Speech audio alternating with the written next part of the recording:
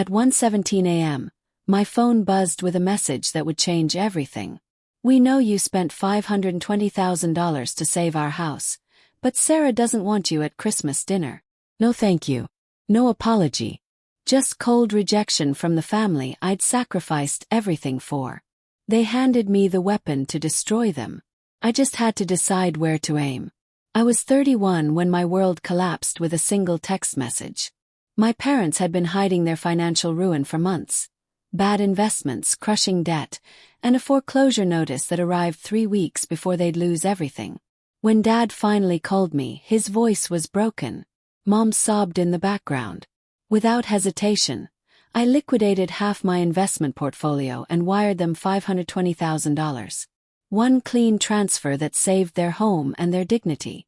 My sister Sarah contributed nothing. Not a dollar, not a thank you. Just the same cold resentment she'd harbored since childhood. I was the forgotten son until crisis struck, then briefly the hero, then immediately the ghost again. It started subtly. Family group chats without me, photos where I was mysteriously absent, celebrations I learned about through social media. The final insult came during Mom's birthday celebration. I sent expensive flowers and heard nothing back. Later, I saw Sarah's Instagram post holding my bouquet with a caption, "From someone who truly gets me." That's when I realized my role. Useful when needed, invisible when convenient. But that 1 a.m. text was different. It wasn't just exclusion.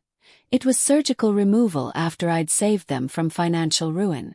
I stared at those cold words and typed back one response. "Understood." That night everything changed. Not for me, for them. See, I'm not just successful, I'm meticulous. When I saved their house, I didn't just wire money. I structured it through my holding company with ironclad legal conditions. Buried in the paperwork was a clause.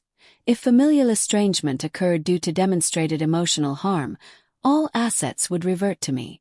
That legal protection cost me $6,000 in attorney fees.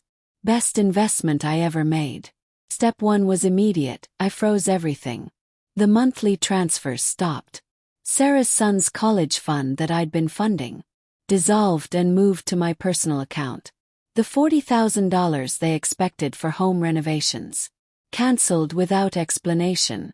I created an elegant photo book and mailed it to every extended family member. Page 1, their foreclosure notice.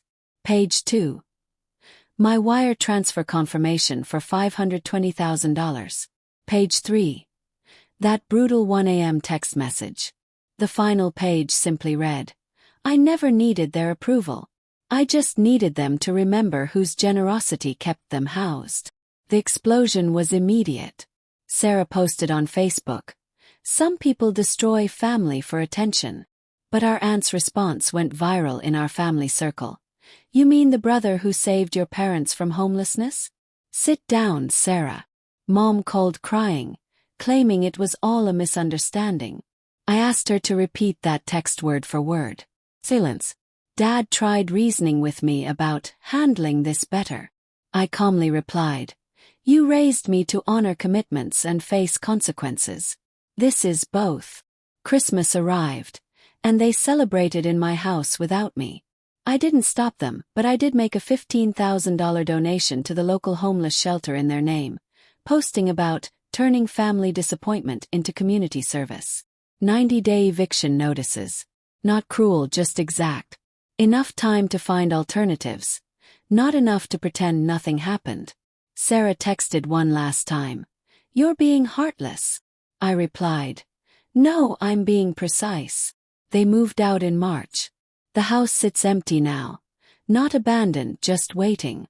It's become my monument, not to revenge, but to self-respect.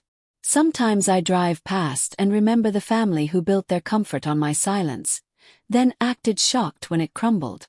I'm not angry anymore. I'm awake. They assumed I'd always be there, bleeding myself dry to keep them warm. They were wrong. Now every time they sit at someone else's table in someone else's house, feeling that cold they never noticed before, they'll remember that single word I sent back at 1:17 a.m. Understood. The house remains mine. Empty but not forgotten. A reminder that generosity without respect is just expensive weakness. And some lessons are worth $500,000 to teach.